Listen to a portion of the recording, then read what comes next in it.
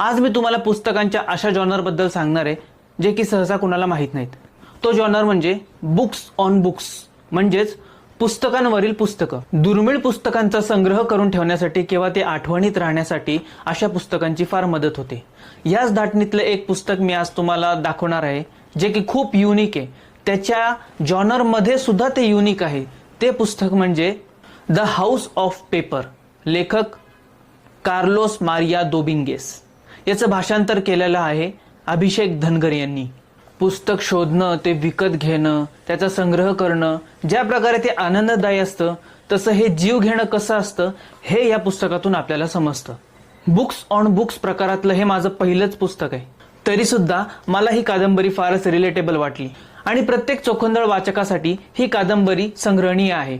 The house of paper यांची प्रस्तावना लिहिली आहे किशोर कदम यांनी आणि याच्यामध्ये एक फार सुंदर कविता आहे जी मला तुम्हाला सादर करायची आहे, पण ती पुढच्या व्हिडिओमध्ये।